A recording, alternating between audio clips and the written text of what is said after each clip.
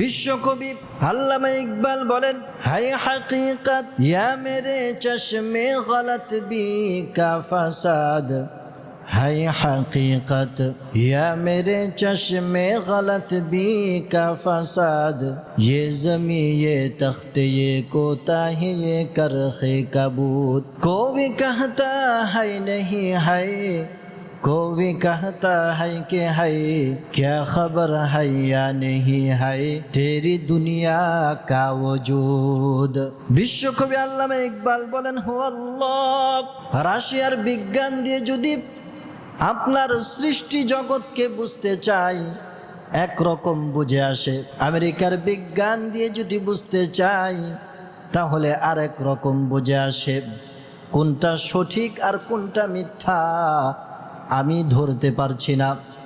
আপনারা একটু খেয়াল করে দেখবেন, যদি আপনি লাল রঙের চশমা পরিধান করে আকাশ পানে তাকান তাহলে শুধু দেখবেন আগুন আর আগুন, ঠিক কিনা বলেন? যদি কালো রঙের চশমা পরিধান করে আকাশের দিকে তাকান তাহলে দেখবেন শুধু আকাশে মেঘ আর মেঘ। যদি সবুজ রঙের চশমা পরিধান করে দূর প্রান্তে মরুভূমির দিকেও তাকান তাহলে দেখবেন সবুজ ঘাস আর ঘাস। এগুলো শুধু চশমার তেলেস্মতি। কিসের তেলেস্মতি বলেন? চশমার তেলেস্মতি। আপনি যখন রঙিন চশমা ফেলে দিয়ে সাদা রঙের চশমা পরিধান করে আকাশ পানে তাকাবেন তখন দেখবেন আকাশে কোনো আগুন নাই, আকাশে কোনো মেঘমালা নাই, দূর প্রান্তের মরুভূমির মধ্যে কোনো ঘাসপালাও নাই, ঠিক কিনা বলেন? এগুলো শুধু বিজ্ঞানের কি বলেন তেলেস্মতি। রঙিন চশমার কারণে সৃষ্টি জগৎ কি এক এক রকম দেখা যায়। এজন্য বিশ্বকবি আল্লামা ইকবাল আল্লাহর দরবারে সিলিন্ডার করলেন। বিশ্বকবি আল্লামা ইকবাল তিনি আমেরিকার অক্সফোর্ডে লেখাপড়া করেছেন, বিজ্ঞান নিয়ে পড়েছেন, বিজ্ঞান নিয়ে থাকতেন। এক পর্যায়ে যখন দেখলেন যে বিজ্ঞানের মধ্যে এত ভুল এত ভুল, সকালে একটা কয় আর বিকালে কি আর একটা কয়। বিজ্ঞান এক সময় বলতো সূর্য ঘুরে পৃথিবী ঘুরে না, এরপরে বলল যে পৃথিবী ঘুরে সূর্য কি ঘুরে না, এখন বলে পৃথিবীও ঘুরে সূর্যও ঘুরে। এক পর্যায়ে হয়তো এমন আসতে পারে বলতে পারে যে কোনো কিছুই ঘুরে না, ঠিক কিনা বলেন? কোনো কিছুই কি ঘুরে না। অথচ আল্লাহ পাক কি বলেন সূরা ইয়াসিন? আল্লাহ পাক বলেন 40 নং আয়াত, লাশ-শামসু ইয়ানবাগি লাহা আন তুদরিকাল কমার ওয়ালাল-লাইলু সাবিকুন নাহার ওয়া কুল্লুন ফি ফালাকিন ইয়াসবাহুন। আল্লাহ পাক বলেন, প্রবল জ্ঞানী হইবে যাহারা, আপন মনেতে বুঝিবে তাহারা, রাত্রি পারে না আগে যাইবার, দিনের স্থান করে অধিকার। চন্দ্র বাঁধে না সূর্যের গায়েতে, সূর্য পারে না চন্দ্রকে ধরিতে, যার যে স্থান বহাল রাখিয়া ভ্রমণ করিছে খোদাকে ডরিয়া। সুবহানাল্লাহ।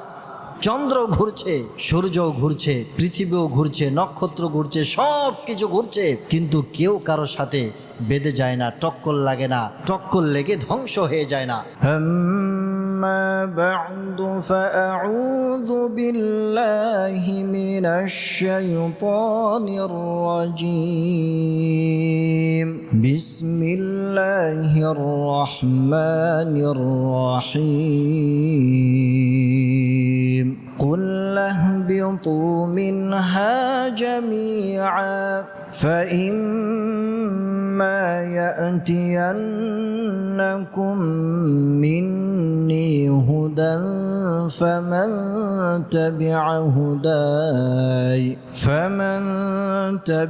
هداي فلا خوف عليهم ولا هم يحزنون والذين كفروا وكذبوا بآياتنا أولئك أصحاب النار أولئك أصحاب النار هم فيها خالدون صدق الله مولانا العظيم আল্লাহ সুবহানাহু ওয়া তাআলার দরবারে প্রথমে আমরা শুকরগুজার হচ্ছি যে মহান আল্লাহ পাক আমাদেরকে দুনিয়ার সমস্ত ঝামেলা থেকে হেফাজত করে বিশ্ব নবী জনাবে মুহাম্মদুর রাসূলুল্লাহ সাল্লাল্লাহু আলাইহি ওয়াসাল্লামের হাদিস মোতাবেক পৃথিবীর বুকে সর্বশ্রেষ্ঠতম জায়গা মসজিদে এনে এশারের নামাজ জামাতের সহিত আদায় করে পবিত্র কোরআনের মজলিসে কোরআনের ছাত্র হয়ে বসার তৌফিক আল্লাহ পাক আমাদেরকে দান করেছেন। এজন্য আমরা প্রত্যেকেই অন্তরস্থল থেকে বলি আলহামদুলিল্লাহ। সম্মানিত হাজরিন, সূরাতুল বাকারার 38 এবং 39 নং আয়াতে কারিমা তেলাওয়াত করা হয়েছে। আল্লাহ সুবহানাহু ওয়া তাআলা বলেন, কুল লাহবিতু মিনহা জামিআ। আল্লাহ পাক বলেন, আমি বললাম ইহবিতু মিনহা জামিআ, হে আদম এবং হাওয়া, তোমরা তোমাদের অনাগত ভবিষ্যতের সন্তানদেরকে নিয়ে জান্নাত থেকে জমিনে নেমে পড়ো। কোথায় নেমে পড়ো? জমিনে নেমে পড়ো। فَإِمَّا يَأْتِيَنَّكُم مِّنِّي هُدًى فَمَن تَبِعَ هُدَايَ فَلَا خَوْفٌ عَلَيْهِمْ وَلَا هُمْ يَحْزَنُونَ।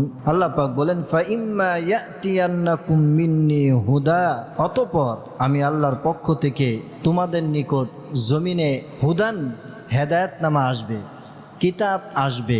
এরপরে فَمَن تَبِعَ هُدَايَ فَلَا خَوْفٌ عَلَيْهِمْ, তোমাদের মধ্য থেকে যেই ব্যক্তি সেই কিতাবকে অনুসরণ করবে, আমি আল্লাহর হেদায়েত নামাকে মেনে চলবে, অনুসরণ করবে, ফালা খাউফুন আলাইহিম, আখিরাতের ময়দানে তাদের কোনো ভয় থাকবে না। সুবহানাল্লাহ। ওয়ালা হুম ইয়াহজানুন, এবং দুনিয়াতে তাদের কোনো টেনশন থাকবে না। এরপর আল্লাহ পাক বলেন 39 নং আয়াতে, ওয়াল্লাযীনা কাফারু ওয়া কাযযাবু বিআয়াতিনা উলাইকা আসহাবুন নার। ওয়াল্লাযীনা কাফারু, আর যারা আমি আল্লাহকে অস্বীকার করবে, নবীকে অস্বীকার করবে, কিতাব অস্বীকার করবে, আখিরাত জান্নাত জাহান্নাম অস্বীকার করবে, ওয়াকাযযাবু বিআয়াতিনা, এবং আমি যে আয়াত তোমাদের নিকট পাঠালাম, কোরআন পাঠালাম, কিতাব পাঠালাম, এই কিতাবকে মিথ্যা প্রতিপন্ন করবে, উলাইকা আসহাবুন নার, ওরাই হচ্ছে জাহান্নামের কীট, ওরাই হচ্ছে জাহান্নামের অধিবাসী। হুম ফিহা খালিদুন, তারা জাহান্নামে চিরস্থায়ী হবে। সবাই বলি নাউজুবিল্লাহ। সম্মানিত হাজিরিন, এবার আসুন আমরা আমাদের মূল তাফসিরের মধ্যে প্রবেশ করি। আল্লাহ পাক সূরা বাকারার 38 নং আয়াতের মধ্যে কি বললেন? বললেন, কুল্লাহ বিতু মিনহা জামিআ, হে আদম এবং হাওয়া, তোমরা তোমাদের অনাগত ভবিষ্যৎ, যেহেতু আদমের পৃষ্ঠদেশেই আমরা সকলে ছিলাম তখন, ঠিক না বলেন? তো অনাগত ভবিষ্যতের সন্তানদেরকে নিয়ে তোমরা জান্নাত থেকে কোথায় নেমে পড়ো? জমিনে নেমে পড়ো। ইহবিতু, জমিনে নেমে পড়ো। আরবিতে হুবুত বলা হয় উপর থেকে নিচে নামাকে, আর নিচ থেকে উপরে উঠাকে বলা হয় সুউদ। উপর থেকে নিচে নামাকে কি বলে? হুবুত বলা হয়, আর নিচ থেকে উপরে উঠাকে সুউদ বলা হয়। তো আল্লাহ পাক বললেন, ইহবিতু, তোমরা উপর থেকে নিচে নেমে পড়ো। তো এই আদেশের মাধ্যমে, এই আয়াতের মাধ্যমে আমরা বুঝতে পারলাম যে আমরা আগে উপরে ছিলাম, এখন কোথায় চলে এসেছি? নিচে। আমাদের বাপের বাড়ি জান্নাত উপরে, নিচে নয়। কোথায় আমাদের বাপের বাড়ি? কোথায়? হ্যাঁ, উপরে না নিচে? উপরে। তো উপর থেকে আমরা কোথায় চলে আসলাম? নিচে। কত উপরে? মাইল কিলোমিটার দিয়ে মাপঝুপ দেওয়া কোশ্চিনকালেও সম্ভব? বলেন, কোশ্চিনকালেও সম্ভব না। সপ্তম আকাশের উপরে আরশে মুআল্লার নিচে আপনার আমার বাপের বাড়ি জান্নাতুল মাওয়া। সুবহানাল্লাহ। কত উপরে ছিলাম, সামান্য একটু ভুলের কারণে আল্লাহ পাক কোথায় পাঠায় দিলেন? জমিনে পাঠায় দিলেন। কত নিচে পাঠাইলেন? এবার আসুন আমরা একটু দেখি ক্যালকুলেশন করে যে আমরা কত উপরে ছিলাম, চলে এসেছি কত নিচে, আপনি কল্পনাও করতে পারবেন না। দেখেন, আমরা যে উপরের দিকে তাকালে প্রথম যে আকাশ দেখি, কি দেখি বলেন? প্রথম যে আকাশ দেখি, আকাশ কয়টা? 7টা। তো প্রথম যে আকাশ দেখি, এই আকাশটা আমাদের জমিন থেকে কত উপরে বা কত দূরে, এটা আজ পর্যন্ত কোনো বিজ্ঞানী আবিষ্কার করতে পারে নাই। পারছে নাকি? পারে নাই। বিজ্ঞান আজ পর্যন্ত এর থিওরি, এটা মূলত কোথায় আছে, এই আকাশ আজ পর্যন্ত আবিষ্কার করতে পারে নাই। জমিন থেকে আকাশের, প্রথম আকাশের দূরত্ব কতটুকু, এটা আবিষ্কার করতে পারে না। আজ পর্যন্ত বিজ্ঞান ওই প্রথম আকাশকে পায় নাই। তো দেখেন, আমরা উপরের দিকে তাকালে অসংখ্য অগণিত তারকারাজি দেখতে পাই কিনা বলেন? মিটমিট করে জ্বলে, আমরা দেখি না? অসংখ্য অগণিত তারকারাজি দেখতে পাই। তো আলোর গতি বলেন তো প্রতি সেকেন্ডে কত? 1,86,000 মাইল। আলোর গতি কি বলেন? 1,86,000 মাইল প্রতি সেকেন্ডে। আপনি একটা লাইট ছাড়বেন, দেখবেন সাথে সাথে আলো হয়ে গেছে। কারণ কি? আলোর গতি প্রতি সেকেন্ডে 1,86,000 মাইল। তো আমরা উপরে যে তাকাইলে অসংখ্য অগণিত তারকারাজি দেখতে পাই, মিটিমিটি করে জ্বলে কিনা বলেন? তো এই যে তারকারাজির আলোগুলো চতুর্দিকে ছড়িয়ে পড়ছে, কি করছে বলেন? চতুর্দিকে ছড়িয়ে পড়ছে। তাফসীরে রুহুল বায়ানের মধ্যে আছে যে আকাশের মধ্যে এমনও তারকা আছে যে হাজার হাজার বছর আগে আল্লাহ পাক সৃষ্টি করছেন। ওই তারকাগুলো সৃষ্টির পর থেকে নিয়ে তার আলোক রশ্মি জমিনের মধ্যে ছড়িয়ে দিচ্ছে। ওই আলো আসছে, সৃষ্টির পর থেকে আসছে, কিন্তু এখনো পর্যন্ত আমাদের নিকট এসে পৌঁছতে পারে না। তাহলে চিন্তা করেন যে সেই তারকাগুলো কত উপরে আছে, আর এরও অগণিত লক্ষ কোটি মিলিয়ন বিলিয়ন উপরে হচ্ছে কি প্রথম আকাশ। তো এজন্য বিজ্ঞান এত উপরে হওয়ার কারণে আকাশ অস্বীকারই করে যে আকাশ বলতে কি নাই, কিচ্ছু নাই। তা আমরা যদি বিজ্ঞানকে প্রশ্ন করি যে ভাই আকাশ বলতে কিছু নাই, কিন্তু আমরা উপরের দিকে তাকাইলে তো নীল রঙের একটা ছাদ দেখতে পাই, এটা কি একটু বলেন? তখন বিজ্ঞান বলে পৃথিবীর বুকে সূর্যের কিরণ যখন পৃথিবীর গাছগাছালি, পৃথিবীর ধূলিকণার উপর পড়ে, তখন তার একটা প্রতিবিম্ব উপরে ভেসে ওঠে নীল আকার ধারণ করে। আমরা মনে করি এটা আকাশ, আসলে আকাশ বলতে কিচ্ছু নাই। কি নাই? আকাশ বলতে কিচ্ছু নাই। তো আল্লাহ সুবহানাহু ওয়া তাআলা তো সূরাতুল মুলকের মধ্যে বলেছেন, আল্লাযী খালাকা সাবআ সামাওয়াতিন তিবাকা। 3 নং আয়াতের মধ্যে আল্লাহ পাক বলছেন, আমি 7টা আকাশকে কি করছি? সৃষ্টি করেছি স্তরে স্তরে। সুতরাং আকাশ যদি কেউ অস্বীকার করে তার ঈমান থাকবে বলেন? তাহলে বিজ্ঞান বলছে এক কথা, আর আল্লাহ পাক বলছেন আর এক কথা। আমরা কার কথা বিশ্বাস করব? আল্লাহর কথা। একটু উদাহরণের মাধ্যমে বুঝে আসেন। হেফজখানা থাকতে আমার এক শিক্ষকের কাছে একটা গল্প শুনেছিলাম, সেই গল্পটা আপনাদেরকে বলি, তাহলে বিষয়টা বুঝতে একটু সহজ হবে। আমার উস্তাদ বলেছিলেন যে একটা মহিলার একটাই মাত্র সন্তান ছিল, কিন্তু ঘটনাক্রমে সন্তানটা ছিল বামন। ওই আছে না বেঠে, আপনাদের দেশে কি বলে? বেঠে বলে, বামন। তো আমাদের দেশে বামন বলে আর কি, যারা খাটো বেঠে। তো বামন একটা ছেলে তার আছে। তো ছেলে বড় হয়েছে, এখন তো বিয়া শাদী দেওয়া লাগবে, ঠিক কিনা বলেন? আর মা চিন্তা করলো ছেলেটাকে একটু বিয়া শাদী দেওয়া দরকার। তো মেয়ে খুঁজছে, লম্বা কোনো মেয়ে পায় না। তো শেষ পর্যন্ত ওই বামনে ওই ছেলের কি ভাগ্যে জুটলো। তো বামন একটা বউ বিয়া করা ছেলেকে ঘরে নিয়ে আসলো। তো দেখবেন যে গ্রামের মহিলা শাশুড়িরা একটু খুব বউদের সাথে একটু টক্কর বেশি লাগে। যদি বিয়া করা নিয়ে আসে নানান রকমভাবে পরীক্ষা করে, ঠিক কিনা বলেন? বউ কাজের কিনা। তো ছেলের বউ বিয়া করিয়েছে, বিবাহের পরের দিন ছেলের বউ কাজের কিনা এটা পরীক্ষা করার জন্য ছেলের বউয়ের হাতে একটা কলস ধরিয়ে দিয়ে শাশুড়ি আম্মা বলছে যে বৌমা, যাও এই আমার ঘরের পিছনে একটা ঘাটলা আছে, ওই ঘাটলা থেকে এক কলস পানি নিয়ে আসো। তো বৌমা নতুন বউ, পরীক্ষা করছে, একটু বুঝতে পেরেছে। তো বৌমা ওই কলসটা নিয়ে কোনো রকম লড়খড় করতে করতে ঘাটে পড়ছে। তো লড়খড় করার কারণ কি বলেন তো? কলসির মাথা আর ওই বউর মাথা এক লেভেলের, এই কারণে খুব কষ্ট করে কলসিটা নিয়ে সেই ঘাটলায় পৌঁছে এরপর ওই ঘাটলার পানির মধ্যে দিছে একটা চুবনি দেওয়ার সাথে সাথে তার গলায় ছিল একটা হাড়। ওই হাড়টা গিয়ে টপ করে ছিঁড়ে ওই কলসির ভিতরে পড়ে গেছে। এখন তার হাত তো খাটো, তার কি হাতটা খাটো, এখন কলসির মধ্যে তার হাতটা প্রবেশ করিয়ে অনেকক্ষণ চেষ্টা করতেছে যে হাতটা উঠানোর জন্য, কিন্তু এত চেষ্টা করে হাড় আর উঠাইতে পারে না। ঘন্টা পার হয়ে গেছে। ঘরের ভিতর থেকে শাশুড়ি আম্মা ডাক মারছে, কি বৌমা এতক্ষণ এক কলস পানি আনতে লাগে? একটা কলস পানি আনতে যদি এতক্ষণ লাগে, 1-2 ঘন্টা কাটায় দাও, তাহলে সারাদিনের কাজ তুমি কেমনে করবে?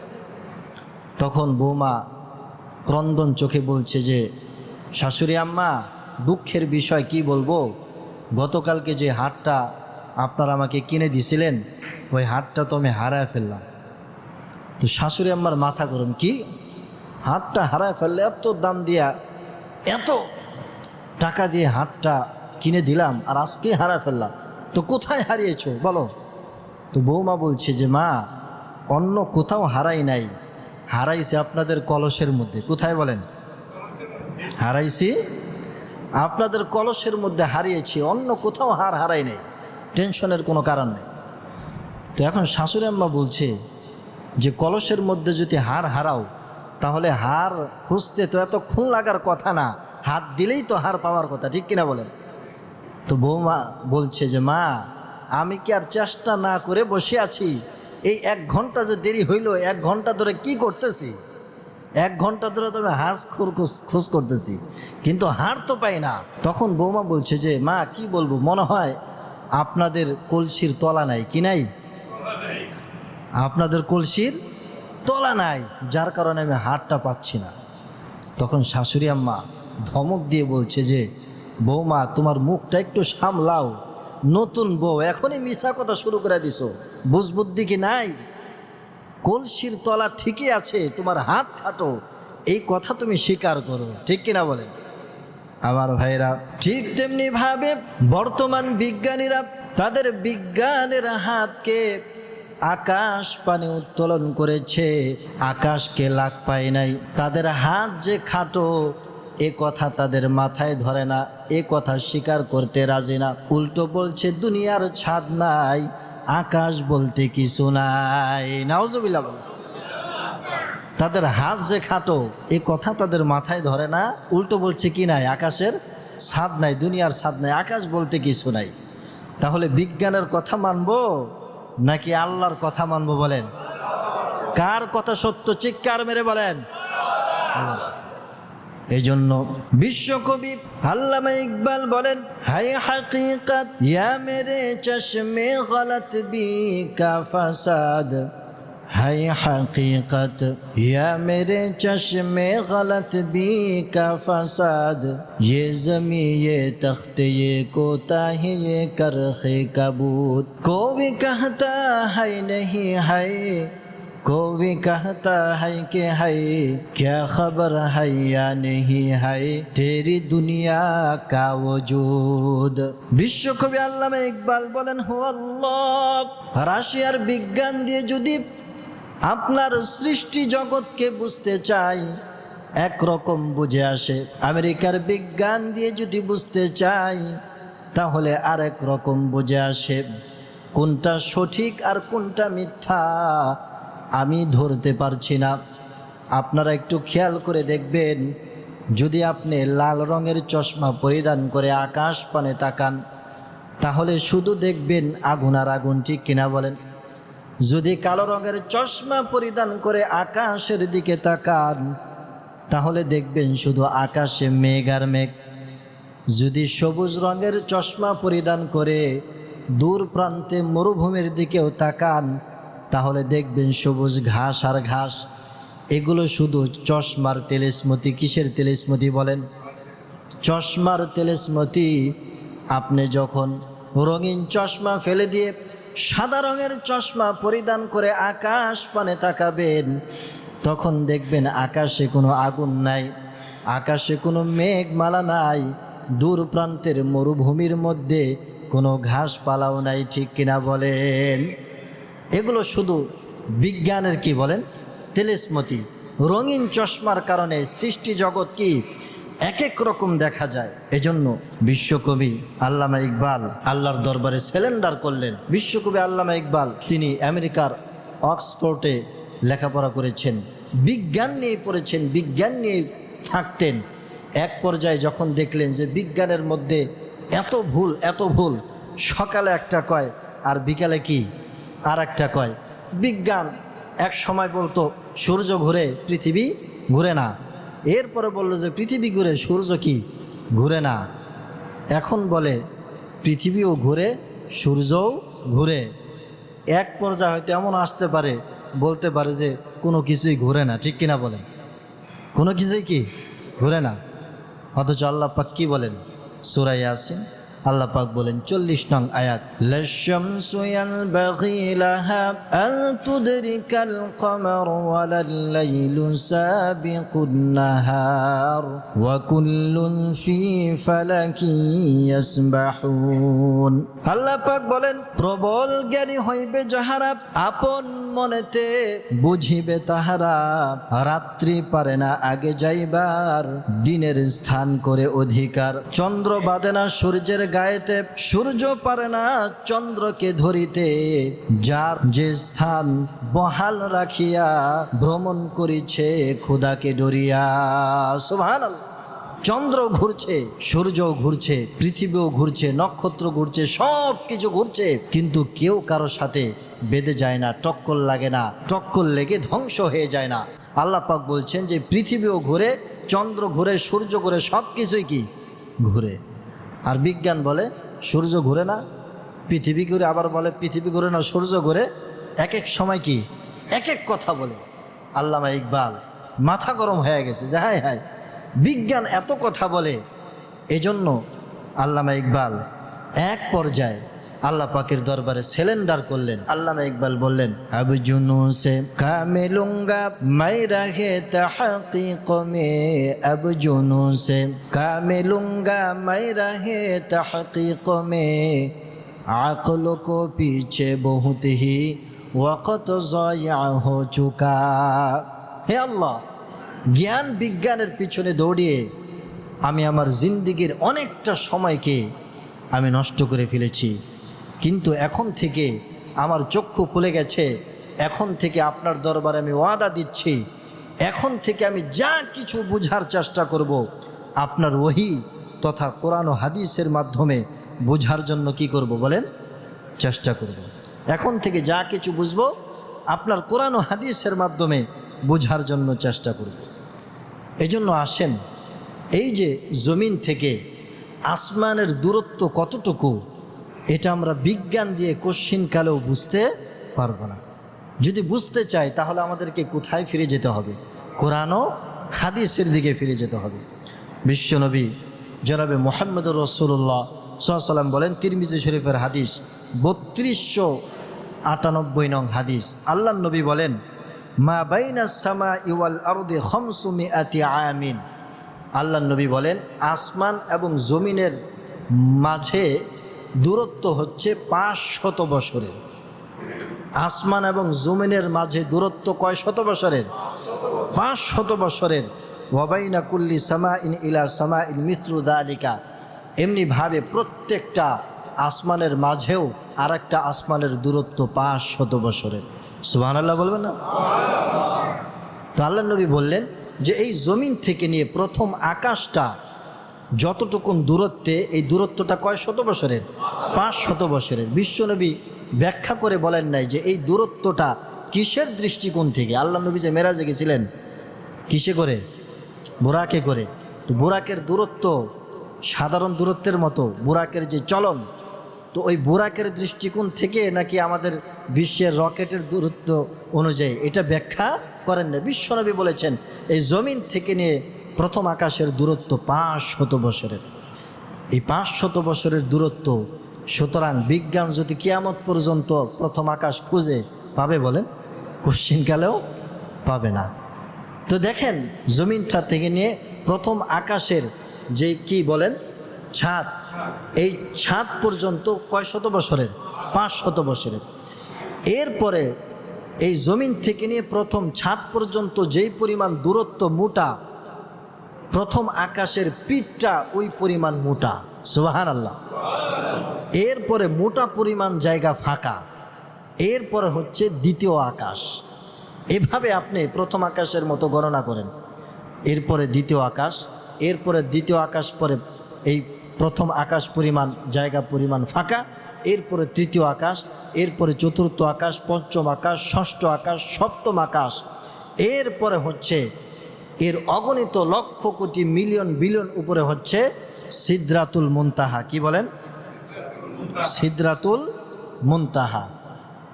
আল্লাহ পাক সূরাতুন নাজমের মধ্যে বলেন ইনদা সিদরাতিল মুনতাহা ইনদাহা জান্নাতুল মাওয়া। আল্লাহ পাক বলেন তোমাদের আসল বাপের বাড়ি জান্নাত হচ্ছে সিদরাতুল মুনতাহার কাছে। সুবহানাল্লাহ। আসল বাপের বাড়ি কোথায়? সিদরাতুল মুনতাহার কাছে।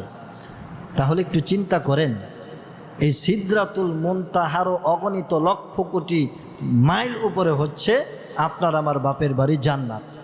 তাহলে একটু চিন্তা করেন, সেই জান্নাত থেকে নিয়ে এই জমিন পর্যন্ত আমরা কত নিচে চলে এসেছি কল্পনা করা যায়? দুনিয়া নামক কেমন যেন কুয়ার একটা অন্ধকারে আমরা নিপতিত হয়েছি।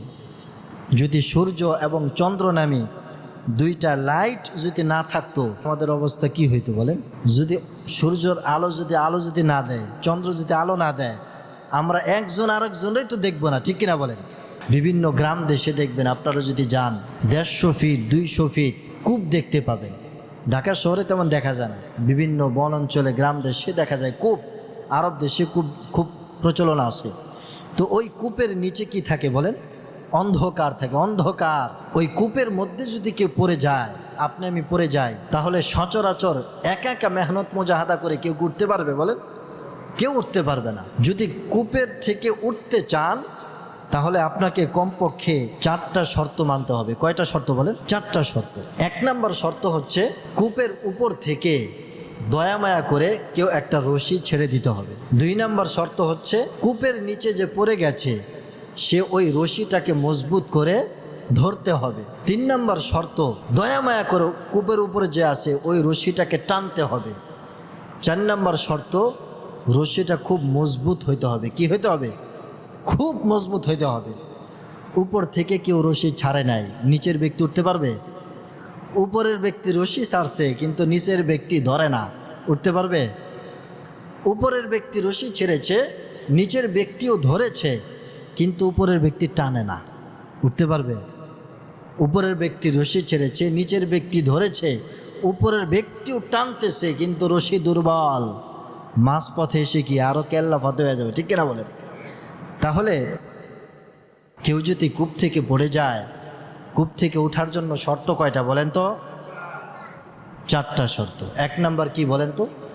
রশি ছাড়তে হবে। 2 নাম্বার নিচে যে পড়ছে সে রশিটা ধরতে হবে। 3 নাম্বার রশিটা টানতে হবে। 4 নাম্বার রশিটা কি খুব মজবুত হতে হবে। তো এই 4টা উপরে উঠতে পারবে। আমার ভাইরা, আল্লাহ সুবহানাহু ওয়া তাআলা কোরআনে কারীমের সূরা আলে ইমরানের 103 নং আয়াতের মধ্যে বলেন ওয়াতাসিমু বিহাবলিল্লাহি জামিআন ওয়া লা তাফাররাকু। আল্লাহ পাক বলেন, ও আমার বান্দারা, তোমরা নিজের দোষে কোন একটা ভুলের কারণে তোমাদের বাপের বাড়ি জান্নাত থেকে তোমরা দুনিয়া নামক কুয়ার তলার অন্ধকারের মধ্যে নিপতিত হয়ে গেছো। এখন এই কূপ থেকে যদি উঠতে হয়, তাহলে একটা রশি আমি আল্লাহর পক্ষ থেকে তোমাদের নিকট ছাড়তে হবে। আমি আল্লাহর পক্ষ থেকে একটা রশি তোমাদের জন্য ছেড়ে দিলাম। ওয়াতাসিমু বিহাবলিল্লাহি, আমি আল্লাহর পক্ষ থেকে একটা রশি ছেড়ে দিলাম এবং ওই রশিটাও আমি সময় মতো টান দিব। রশিটাও খুব মজবুত। তিনটা শর্ত আমি আল্লাহর নিকট রেখে দিলাম। তোমাদের শুধু একটা শর্ত পালন করতে হবে। শর্তটা কি বলেন? রশিটাকে মজবুত করে ধরতে হবে। ওয়াতাসিমু বিহাবলিল্লাহি জামিআ, আমি আল্লাহর রশিটাকে তোমরা মজবুত করে ধরবে।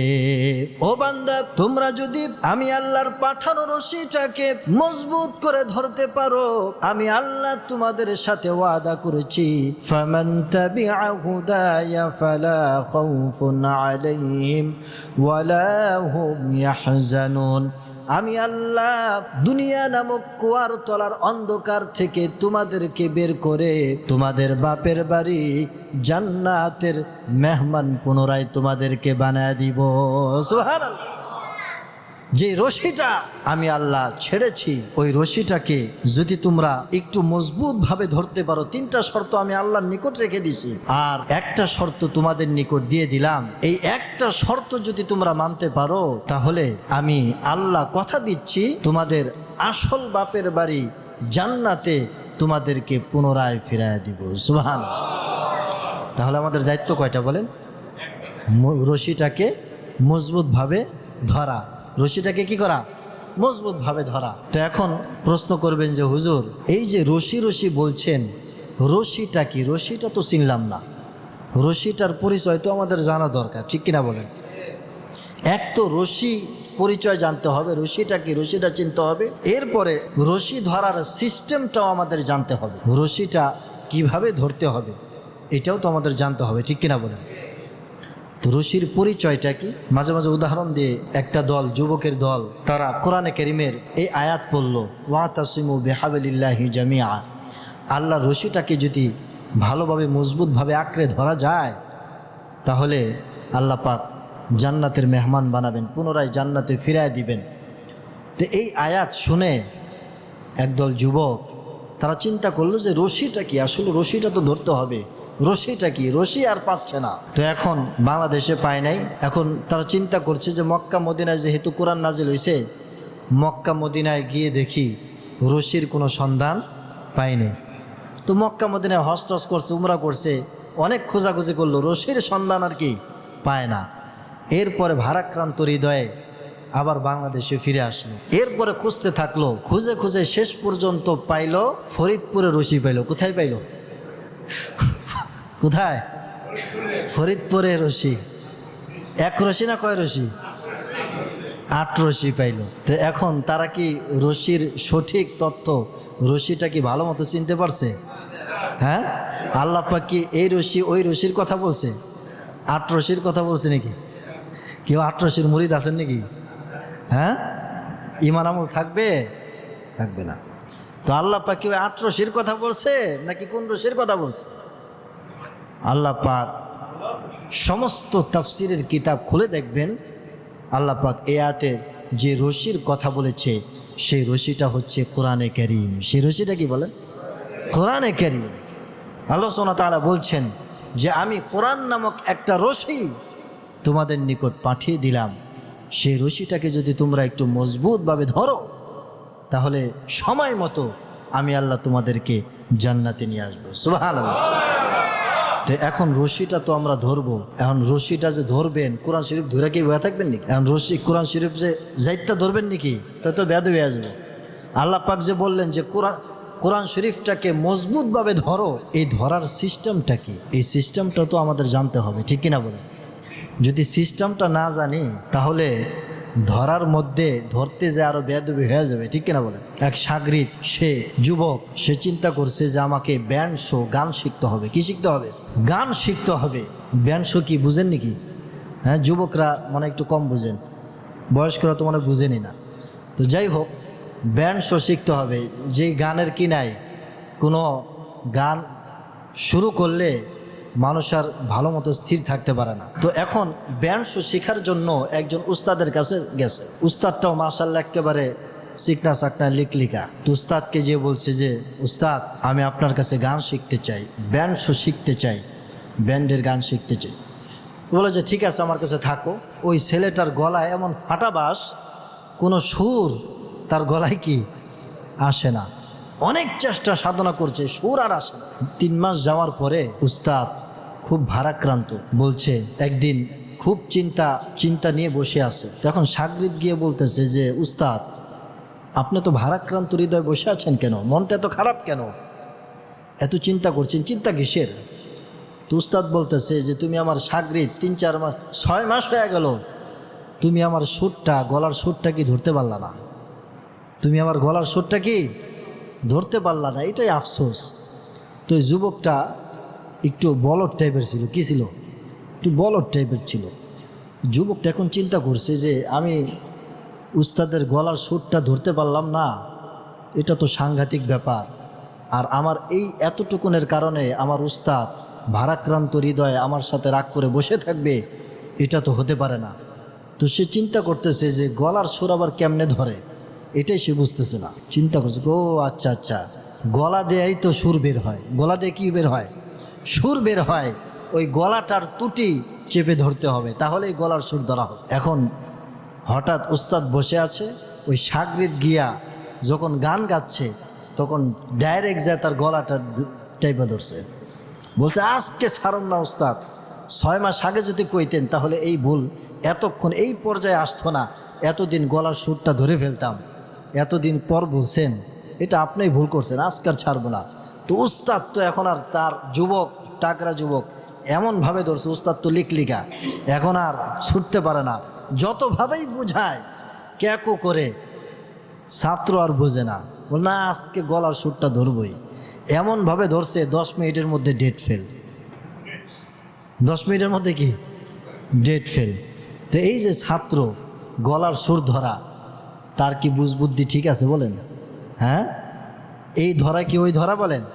ওই ধরা না। তো আল্লাহ পাক যে আমাদেরকে কোরআনে কারীমকে ধরতে বললেন, তো কোরআনে কারীম ধইরা কি বসে থাকবো না?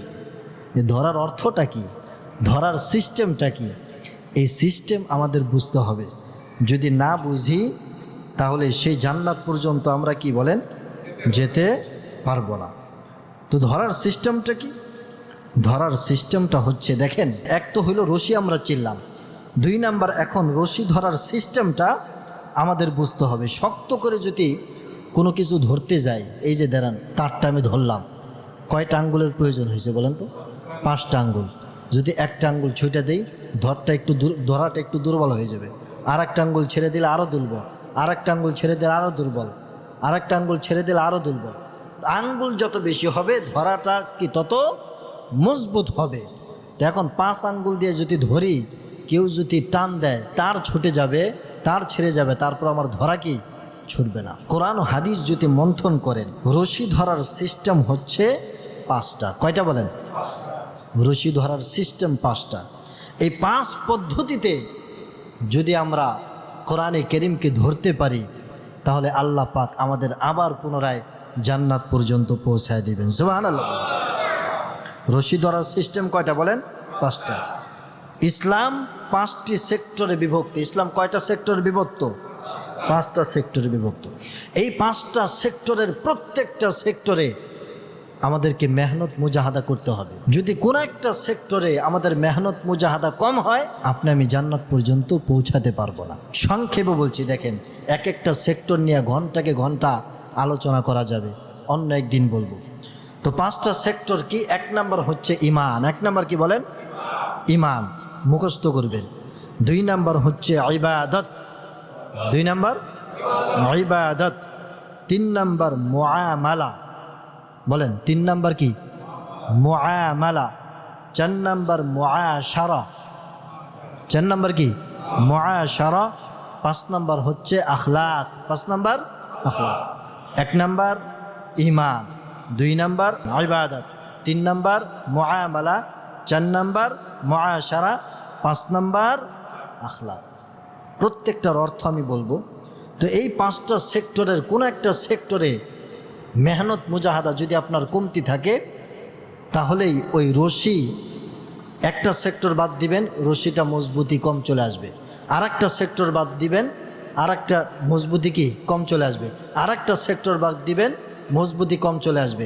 আর একটা সেক্টর বাদ দিবেন, মজবুতি কম চলে আসবে। এই কারণে 5টা সেক্টরের মাধ্যমে মেহনত মুজাহাদা করে এরপরে কোরআনটাকে আমাদেরকে মজবুতভাবে ধরতে হবে। যদি ধরতে না পারি জাহান্নাম ছাড়া কোনো উপায় নেই। আর যদি ধরতে পারি আল্লাহ পাক আপনাকে আমাকে জান্নাত দান করবেন।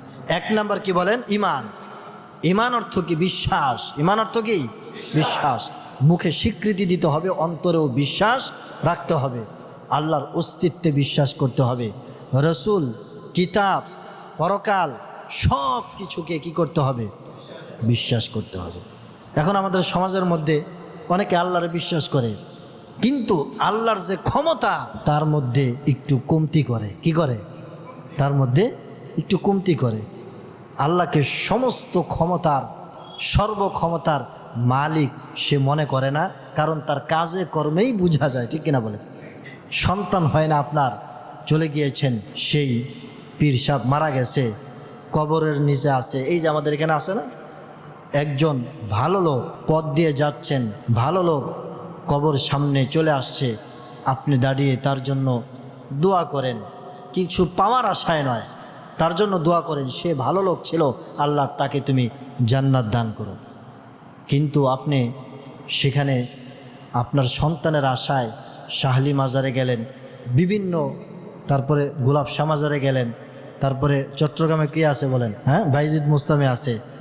তারপরে এই যে সিলেটের শাহজালাল, শাহপরান, ওই সমস্ত মাজার আপনি চলে গেলে নির্বাচনের আগে দেখা যায় আমাদের নেতাকর্মীরা সেখানে যায়। আবার অনেকের সন্তান হয় না, চলে যায় সেখানে, বাবা আমাকে একটা কি দাও, সন্তান দাও। এতদিন তো ওই লোকটা সন্তান হারা ছিল, আর সেখানে গিয়ে সন্তান চাওয়ার কারণে এখন ঈমান হারা হয়ে গেছে। কি হয়ে গেছে? ঈমান হারা হয়ে গেছে। সন্তান হারা হয়ে, সন্তান না ঈমান আছে, আল্লাহ পাক আপনাকে জান্নাত দিবে। কিন্তু সন্তান হারা হওয়ার সাথে সাথে যদি ঈমান হারা হয়ে যাও, তাহলে কি আল্লাহ পাক জান্নাত দিবে? বলেন, জান্নাত দিবে না। তো আল্লাহ পাককে পরিপূর্ণভাবে বিশ্বাস করতে হবে, তার কিতাবকে পরিপূর্ণভাবে বিশ্বাস করতে হবে, নবী রসুলদেরকে পরিপূর্ণভাবে কি করতে হবে? বিশ্বাস করতে হবে। আখেরাতকে, কিয়ামতকে, মৃত্যুর পরবর্তী জীবনকে, তকদিরের ভালো মন্দ বিষয়গুলোকে পরিপূর্ণভাবে বিশ্বাস করতে হবে। এটাকেই বলে ঈমান। ঈমান যদি আপনার না থাকে, আপনি হাজার নেকামল করবেন, কোনো দাম নাই। একটা একের সংখ্যা, তার পাশে যদি শূন্য বসান দাম আছে, আর একটা শূন্য বসাবেন 100 হবে, আর একটা শূন্য বসাবেন 1000 হবে। 1000 শূন্য বসাইলেন, একটা উঠায় নিলেন, ওই শূন্যর কোনো দাম আছে? কোনো দাম নাই। তা আপনার ঈমান নাই, হাজার নেকামল করলেন, কোনো দাম নাই। পরিপূর্ণ ঈমান আছে, এরপরে কম ইবাদত করেন, প্রত্যেকটা ইবাদত কি দাম আছে। এই জন্য 1 নাম্বার আমাদের ঈমানের পিছনে মেহনত করতে হবে। 1 নাম্বার কি করতে হবে? ঈমানের পিছনে মেহনত করতে হবে। এই ঈমানের পিছনে মেহনত আমাদের ছুটে যাচ্ছে। আল্লাহ পাক বলেন, কুলু আমান্না বিল্লাহি ওয়া মা উনজিলা ইলাইনা, তোমরা বলো আমরা আল্লাহর প্রতি ঈমান আনলাম এবং আল্লাহ পাক যা কিছু আমাদের উপর অবতীর্ণ করেছে সব বিষয়ে আমরা মেনে নিলাম, মন থেকে আমরা মেনে নিলাম। এবং এই ঈমানটাকে তরুতাজা করার জন্য মেহনত মুজাহাদা করতে হবে। সাহাবায়ে কেরাম একজন আরেকজনের সাথে দেখা হতো, বলতো জাদ্দিদু ঈমানাকুম, আসো আমরা আমাদের ঈমানটাকে নবায়ন করি। কাইফা নুজাদ্দিদু ঈমানানা, কিভাবে আমরা আমাদের ঈমানটাকে নবায়ন করব হে আল্লাহ রসুল? আল্লাহ রসুল বলেন যে তোমরা ঈমানের আলোচনা বেশি বেশি বলো, আল্লাহর কুদরতের আলোচনা বেশি বেশি বলো, তাফসির শোনো, কোরআন হাদিসের কথা শোনো, নবী রসুলদের কথা শোনো, তোমাদের ঈমান কি বেড়ে যাবে। এই জন্য ঈমানের পিছনে 1 নাম্বার কি? মেহনত করতে হবে। 2 নাম্বার হচ্ছে ইবাদত। 2 নাম্বার কি বলেন? ইবাদতের পিছনে মেহনত করতে হবে। অনেকরে খুব কষ্ট লাগে, নামাজ পড়ে না। ভাই নামাজ একটু পড়েন না কেন? নামাজ পড়েন। বলে যে হুজুর নামাজ না পড়লে কি হবে? আমার ঈমান বড় মজবুত। নামাজ না পড়লে কি হবে? আমার ঈমানটা বড় মজবুত, ঈমানের মধ্যে কোনো ঘাটতি নাই। আল্লাহ রসুল বলেন কুফুর এবং ঈমানের মাঝে পার্থক্যই হচ্ছে নামাজ। কুফর এবং ইমানের মাঝে কি পার্থক্যই নামাজ। বিশ্বনবী বলেন মিফতাহুল জান্নাতি সালাহ, নামাজ হচ্ছে বেহেশতের চাবি। যে ব্যক্তি নামাজ পড়ে না তার কাছে তো বেহেশতের চাবিই নেই, সে বেহেশতে যাবে কি? হাজার কৌয়াতওয়ালা ইমানও আসল জায়গায় যায় কি ঠিকা যাবে। তো এই জন্য নামাজ, রোজা, হজ, জাকাত, দান সৎকা, জিকির আজগার, এই সবগুলো কিসের মধ্যে? 2 নম্বরের মধ্যে, ইবাদতের মধ্যে। এই সবগুলো নামাজ, রোজা, হজ, জাকাত, দান সৎকা বলেন, কুরবানি বলেন, কোরআন তেলাওয়াত, জিকির আজগার, এই সবগুলো কিসের মধ্যে পড়ে? ইবাদতের মধ্যে পড়ে। 3 নম্বর হচ্ছে মুআমালা। 3 নম্বর কি? মুআমালা। মুআমালা কি? পারস্পরিক লেনদেন। মুআমালা কি? পারস্পরিক লেনদেন।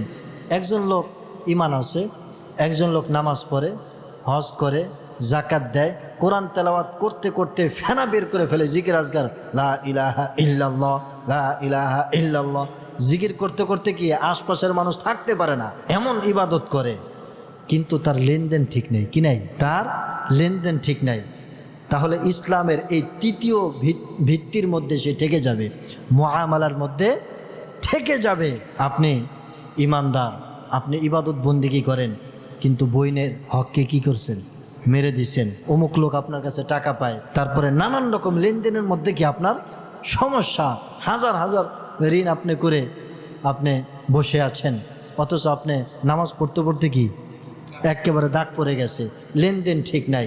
তাহলে আপনি এই ইসলামের 3য় সেক্টর নিয়ে আপনি মেহনত মুজাহাদা করছেন না, কোরআনকে আপনি মজবুতভাবে ধরেন। আল্লাহ সুবহানাহু ওয়া তাআলা সূরা মায়েদার 1 নং আয়াতের মধ্যে বলেন, ইয়া আইয়ুহাল্লাযীনা আমানু আউফু বিল উকুদ, হে ঈমানদারগণ, তোমরা তোমাদের প্রতিশ্রুতি, তোমাদের লেনদেনটাকে তোমরা ঠিকঠাক রাখো। আল্লাহর নবী বলেন, আত-তাজিরুস সাদুকুল আমিনু মা'আন নাবিয়্যিন ওয়াস সিদ্দীকিন ওয়াশ শুহাদা'i ওয়াস সালিহিন, যারা সৎ ব্যবসায়ী হবে, যাদের লেনদেন ঠিক থাকবে, কাল কিয়ামতের ময়দানে তাদের হাসরটা হবে নবীদের সাথে, সিদ্দিকদের সাথে, শহীদদের সাথে। সুবহানাল্লাহ। আপনি যদি সৎ ব্যবসায়ী হন, আপনার লেনদেন যদি ঠিক থাকে, তাহলে আপনার হাসরটা কাদের সাথে হবে? নবীদের সাথে হবে। আল্লাহু আকবার। এই জন্য ঈমান আছে, ইবাদত করেন, লেনদেন ঠিক নাই, আজ থেকে কি করেন? লেনদেন ঠিক করেন। যদি লেনদেন ঠিক না করেন, জান্নাতের আশা করা যাবে। 4 নম্বর হচ্ছে মুআশারা। 4 নম্বর কি? মুআশারা, সামাজিক আচরণ ও সম্পর্ক। সামাজিক আচরণ ও সম্পর্ক। আপনার ঈমান আছে, আপনি ইবাদত করেন, আপনার লেনদেনও ঠিক আছে, কিন্তু আপনার সামাজিক আচরণ ভালো না, আত্মীয় স্বজনদের সাথে আপনি সম্পর্ক রাখেন না, আপনি স্ত্রীকে ধইরা পিটান ধইরা, আপনার পিতামাতার সাথে আপনার সম্পর্ক ভালো না, বন্ধু বান্ধবের সাথে সম্পর্ক ভালো না, কলিগদের সাথে আপনার সম্পর্ক ভালো না, স্টাফদের সাথে আপনার সম্পর্ক ভালো না, এটাকে বলে মুআশারা, সামাজিক আচরণ। তাহলেও আপনি জান্নাতের আশা করতে পারবেন। আল্লাহ পাক বলেন, ওয়াশিরুহুন্না বিল মারুফ, তোমরা তোমাদের সামাজিক আচার আচরণগুলোকে উত্তম করো, ভালো করো। বিশ্বনবী বলেন, খায়রুকুম লিআহলিহি, তোমাদের মধ্যে ওই ব্যক্তি সর্বশ্রেষ্ঠ যে ব্যক্তি তার পরিবার, তার সমাজ, তার রাষ্ট্র, তার পরিবার, তার বিবির কাছে সে ভালো। ওয়া আনা খায়রুকুম লিআহলিহি, আর আমি নবী প্রাউড ফিল করি, আমি নবী উচ্চ কণ্ঠে বলতে পারি যে আমি আমার বিবিদের কাছে ভালো। সুবহানাল্লাহ। তোমার বিবিদের সাথে ভালো আচরণ করো, পিতামাতার সাথে ভালো আচরণ করো, কলিগদের সাথে ভালো আচরণ করো, সমাজের মানুষ, আত্মীয় স্বজনদের সাথে ভালো আচরণ করো। তাহলে তুমি 4 নাম্বার আঙ্গুল দিয়া, 4 নাম্বার সেক্টর নিয়ে তুমি কি করলা? মেহনত মুজাহাদা করলা। সংক্ষেপে বলছি, 5 নাম্বার হচ্ছে আখলাক। 5 নাম্বার কি বলেন? আখলাক। আপনি ঈমানওয়ালা, আপনি ইবাদতও করেন, আপনার লেনদেনও ভালো, আপনার সামাজিক আচার আচরণ, বউর সাথে, পরিবারের সাথে, সবার সাথে আপনি আচার আচরণ করেন, ভালো করেন, কিন্তু আপনার ব্যক্তিগত আখলাক ঠিক না। আপনি অন্ধকার রুম পাইলে আপনি খারাপ ছবি দেখেন, তারপরে আপনি তলে তলে জিনা করেন, এটা কি না? আপনার আখলাক ঠিক নাই, আপনার চরিত্র ভালো না, তো এটাও যদি হয় তাহলে আপনি জান্নাতে যেতে পারবেন। আল্লাহ পাক বিশ্বনবীর ব্যাপারে বলেন, ওয়া ইন্নাকা লা আলা খুলুকিন আযীম, হে নবী আপনাকে উত্তম চরিত্রের উপর আমি আল্লাহ প্রতিষ্ঠিত করেছি। সুবহানাল্লাহ। এজন্য নবুয়তের আগেও 40 বছরে মক্কার কাফেররা পর্যন্ত বিশ্বনবীকে আমিন উপাধি দিয়েছিল, সিদ্দিক উপাধি দিয়েছিল, যে তার চরিত্রটা কি ভালো, চরিত্রবান ছিলেন আমাদের নবী। এজন্য আল্লাহ নবী বলেন, আকমালুল মুমিনিনা ঈমানান আহসানুহুম খুলুকা, ইমানদারদের মধ্যে সবচাইতে পরিপূর্ণ ইমানদার হলো ওই ব্যক্তি যার চরিত্রটা ভালো। আপনার ইমান আছে, আপনি ইবাদত বন্দিগি করতে করতে আপনার কপালে দাগ পড়ে গেছে, লেনদেনও ভালো মাশাল্লাহ, সমাজের মানুষের সাথে ভালো ব্যবহার করেন, পরিবারের সাথে ভালো ব্যবহার করেন, কিন্তু আপনার ব্যক্তিগত চরিত্রটা ভালো না, তাহলে আপনি এখানে ঠেকে যাবেন। এজন্য এই 5টা সেক্টরে, ইসলামের এই 5টা সেক্টর নিয়ে যদি আমরা মেহনত মুজাহাদা করি তাহলেই আমরা ওয়াতাসিমু বিহাবলিল্লাহি জামিআ, আল্লাহর রশিটাকে মজবুতভাবে আমরা আঁকড়ে ধরলাম। আল্লাহর কসম, এই 5টা সেক্টরে মেহনত মুজাহাদা করে যদি আপনি আমি এভাবে এই কোরআনটাকে মজবুতভাবে আঁকড়ে ধরতে পারি, আল্লাহ পাক বলছেন, ফামান তাবিআ হুদায়া ফালা খাউফুন আলাইহিম ওয়ালা হুম ইয়াহজানুন। ও বান্দা, তুমি শুনে রাখো, শুনে রাখো, এই 5টা সেক্টর নিয়ে মেহনত মুজাহাদা করে আমার কোরআনটাকে যদি মজবুতভাবে ধরতে পারো, ও বান্দা তুমি শুনে রাখো, তোমার বাপের বাড়ি জান্নাতে পুনরায় আমি আল্লাহ তোমাকে টান দিয়ে নিয়ে আসবো। হারফে হারফাস রস্তে দরবার মানবী, হারফে হারফাস রস্তে দরবার মানবী, মানবী দর মানবী দর মানবী। আল্লাহ পাক আমাদের প্রত্যেককে এই 5টা সেক্টর নিয়ে কোরআনটাকে মজবুতভাবে আঁকড়ে ধরে সেই আমাদের বাপের বাড়ি জান্নাতে যাওয়ার তৌফিক আল্লাহ পাক আপনাকে আমাকে দান করুন। আমিন। ওয়া আখিরু দাওয়ানা আনিল হামদুলিল্লাহি রাব্বিল আলামিন।